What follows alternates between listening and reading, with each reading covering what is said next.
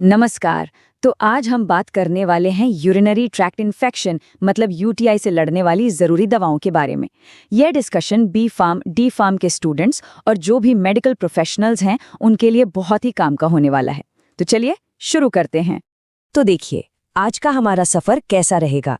पहले तो हम यूटीआई को समझेंगे, फिर देखेंगे कि ये जो एंटी इन्फेक्टिव दवाएं हैं वो असल में काम कैसे करती हैं।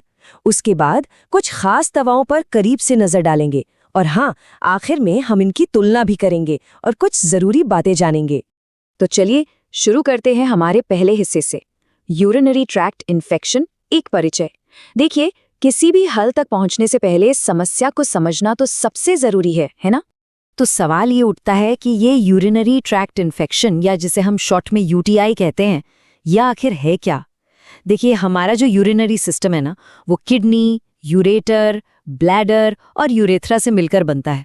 अब जब इस सिस्टम के किसी भी हिस्से में इन्फेक्शन हो जाता है, बस उसी को यूटीआई कहते हैं और इसका सबसे बड़ा कारण होता है बैक्टीरिया। वैसे कभी-कभी वायरस या फंगस भी इसकी वजह बन सकते हैं। तो चलिए अब समस्या से समाधान की ओर बढ़ते हैं। हमारा दूसरा खंड है एंटी इन्फेक्टिव्स। ये कैसे काम करते हैं? मतलब अब हम ये समझेंगे कि ये दवाएं आखिर उन इन्फेक्शन फैलाने वाले कीटाणुओं से लड़ती कैसे हैं। अच्छा, ये जो दवाएं हैं ना, ये एक बहुत ही स्मार्ट, कह सकते हैं एक डबल एक्शन वाली स्ट्रैटेजी अपनाती हैं।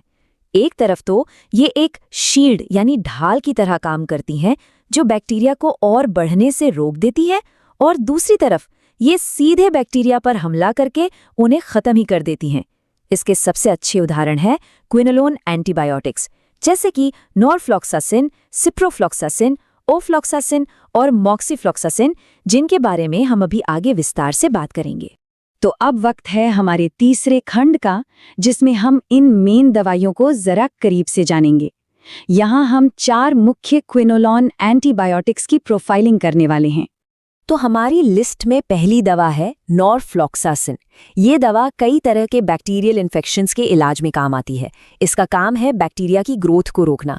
पर हाँ, एक बात यहाँ पर याद रखना बहुत ज़रूरी है कि ये सर्दी या फ्लू जैसे वायरल इन्फेक्शंस पर ज़रा भी काम नहीं करती। बिल्कुल नहीं, ये ज़्यादातर टैबलेट फॉर्म में ही मिलती है और इसका एक काफ़ी जाना पहचाना ब्रांड नेम है नॉरॉक्सिन। चलिए आगे बढ़ते हैं सिप्रोफ्लॉक्सासिन पर। ये एक ब्रॉड स्पेक्ट्रम एंटीबायोटिक है। अब ब्रॉड स्पेक्ट्रम का मतलब क्या हुआ?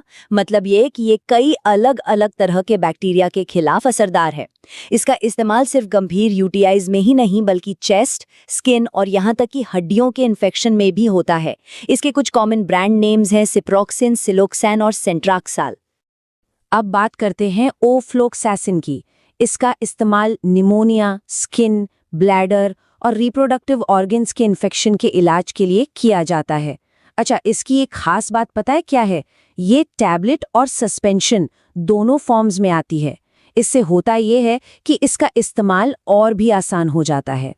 और हमारी इस लिस्ट की चौथी और आखिरी दवा है मॉक्सीफ्लॉक्सासिन।